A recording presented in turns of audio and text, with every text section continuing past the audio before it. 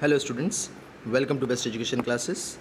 In today's video, we are going to learn and discuss the question answers of 12th standard OCM, that is Organization of Commerce and Management, chapter number 7, Consumer Protection.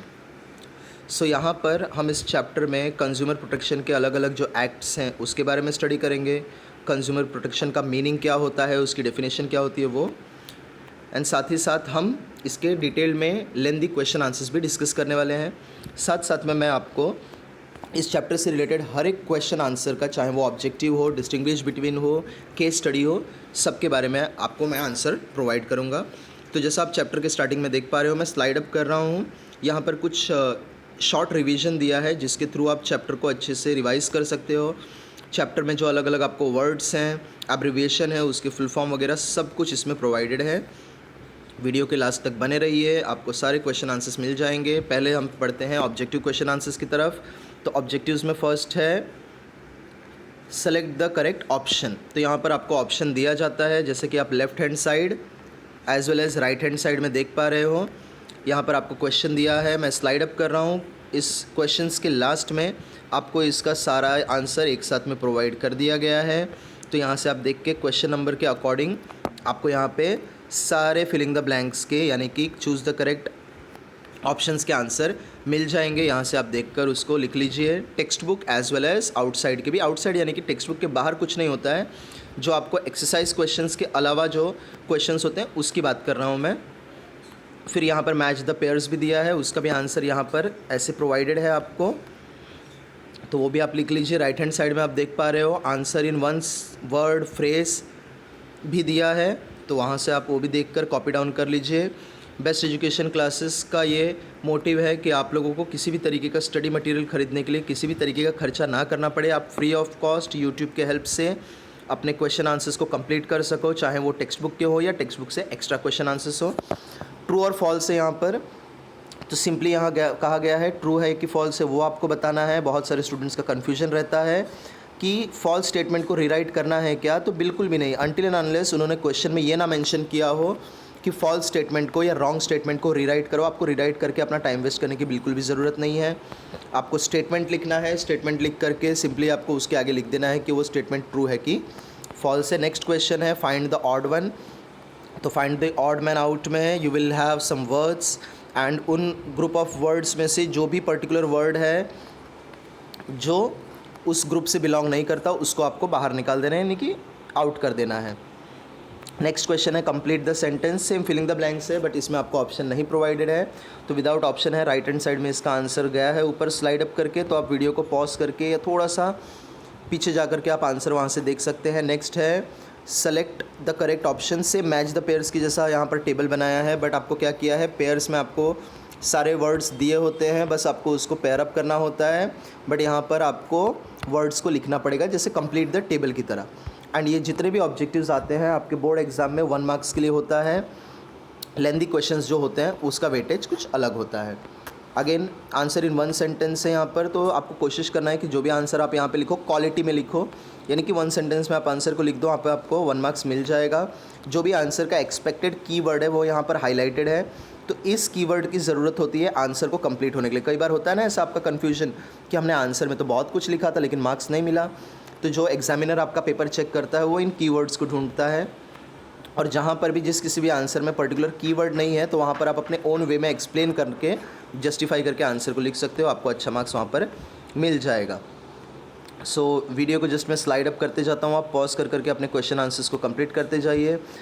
आप कोशिश करिएगा कि video को आप सबसे highest resolution, यानी कि settings में जा करके आप रेजोल्यूशन को 720p या फिर 1080p पे देखें, जिससे कि आपको सारे वर्ड्स अच्छे से क्लियरली दिखाई दे, विजिबिलिटी आपकी अच्छी रहे। वीडियो अगर आपको अच्छा लग रहा हो तो प्लीज़ जाके वीडियो को सबसे पहले लाइक करिए, जिससे हमें भी मोटिवेशन मिले, ताकि हम आपको ऐसी और वीडियोस बना के आपकी हेल्प करते रहें एंड चैनल को ग्रो करने में आपकी हेल्प मिले। नेक्स्ट क्वेश्चन देखिए, क्वेश्चन नंबर 3 ये है study the following case situation and express your option. तो कुछ इंग्लिश के पेपर की तरह यहाँ पर आपको एक पैसेज दिया जाएगा। पैसेज यानी कि बेसिकली ये सिचुएशन है। इस सिचुएशन को पढ़ करके आपको 3 मार्क्स के लिए 3 क्वेश्चन के आंसर्स लिखने होते हैं। अब यहाँ पर ध्यान देना आपको किड्स ये है कि सिंपली आपको कॉपी पेस्ट नहीं करना है, you have to read the passage, means the paragraph, you have to understand the particular situation and situation को अंडरस्टैंड करके फिर आप उस आंसर को अपने ओन वर्ड्स में एक्सप्लेन करके लिखें, जिससे कि आपको फुल मार्क्स इसमें मिल जाएगा। अगर आप सिंपली कॉपी पेस्टिंग करते हो तो कई बार आंसर का जस्टिफिकेशन रह जाता है, जस्टिफिकेशन अगर रह जाएगा तो वहाँ पे आपको फुल मार्क्स नहीं ग्रांट किया जाएगा। नेक्स्ट क्वेश्चन है डिस्टिंग्विश बिटवीन 4 मार्क्स के लिए आता है। तो 4 मार्क्स के लिए आपको 4 पॉइंट्स और इस तरफ 4 पॉइंट्स, ऐसे करके आपको टोटल 8 पॉइंट्स लिखने होते हैं, यानी कि हाफ मार्क्स ईच के लिए। यहाँ पर कुछ और भी ज़्यादा पॉइंट्स आपको प्रोवाइड किया गया है आपके स्टडी के लिए, आपके बेटर अंडरस्टैंडिंग के लिए। तो जब आप नोट्स कंप्लीट कर रहे हो तो वहाँ पर आप कोशिश करिए कि आप कोई भी आंसर को, कोई भी पॉइंट्स को स्किप ना करें, बिकॉज नॉर्मली क्या होता है कि अगर हम पढ़ रहे हैं 100% तो उसमें से हमें याद रहता है 70%, और जब हम पेपर में जाके लिखते हैं तो हमें सिर्फ याद रह जाता है 10%। तो ये ऐसा गैप ऑफ नॉलेज ना हो, इसके लिए आप कोशिश करिए कि आप पूरा का पूरा लिखें। नेक्स्ट देखिए question number 6, justify the following statement, 4 marks के लिए। ये क्वेश्चन जो है 2021 के सितंबर 2021 में पूछा गया था, कंज्यूमर प्रोटेक्ट एक्ट के बारे में। तो ये चैप्टर का सबसे मेन मोटिव, सबसे मेन फोकस कंज्यूमर के बारे में है कि जो हमारा कंज्यूमर होता है उसके भी कुछ अधिकार होते हैं, उसके भी कुछ राइट्स होते हैं, जिसके बारे में किसी भी बिज़नेस को ध्यान रखना होता है।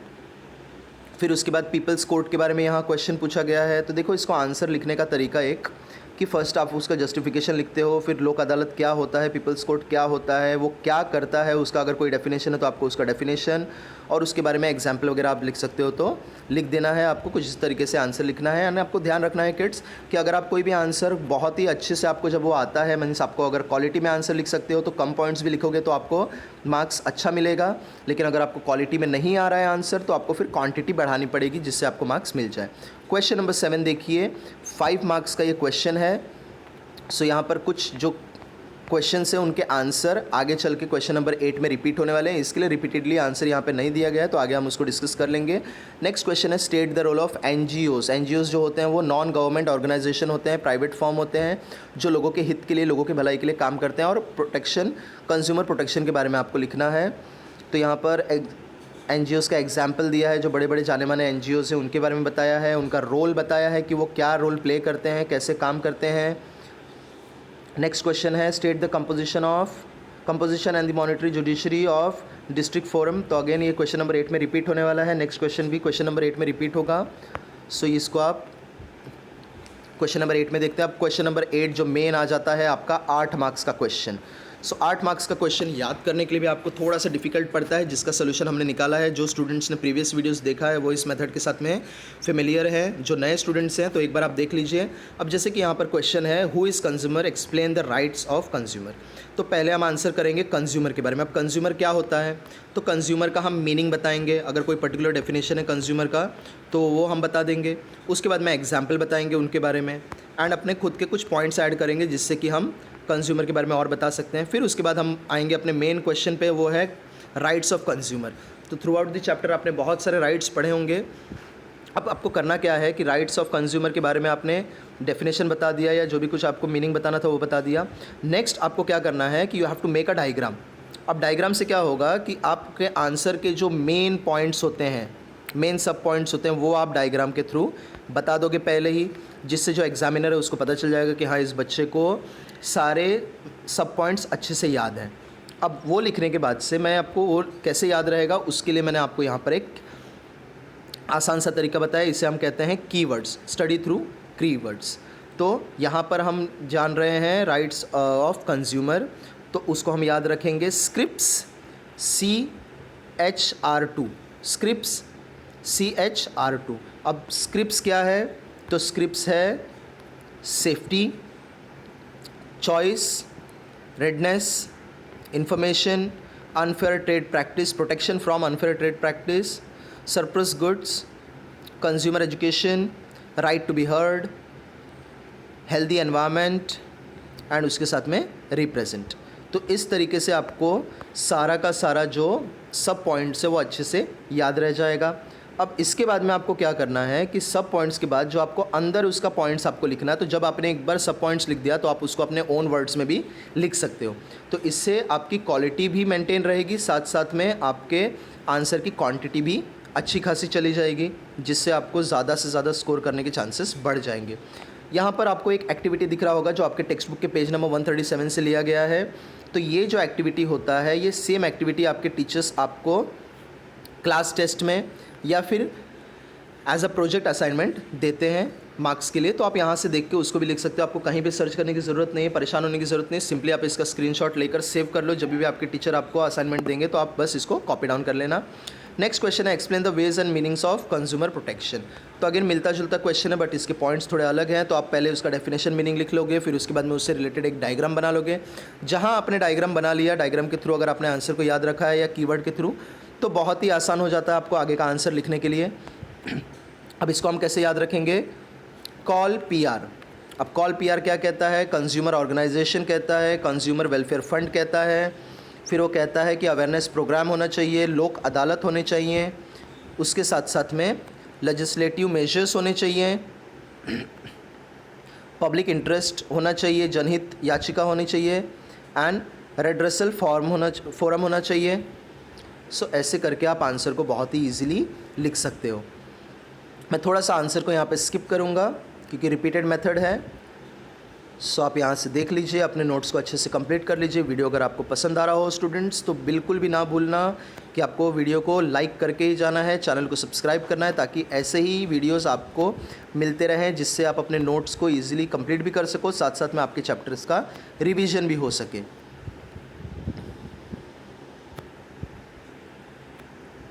इसके अलावा अगर आपके कोई भी एजुकेशनल डिमांड्स हों या फिर आपको कोई कंसेप्ट नहीं समझ में आ रहा है, तो सिंपली आपको क्या करना है, आपको जाकर कमेंट सेक्शन में कमेंट करना है। हम आपको उसके रिलेटेड वीडियोस जल्दी से जल्दी बना के प्रोवाइड करेंगे, ताकि हम आपकी हेल्प कर सकें आपके बेटर स्टडी के लिए, एंड 12th स्टैंडर्ड में आप अच्छा परसेंटेज स्कोर कर सको इसके लिए।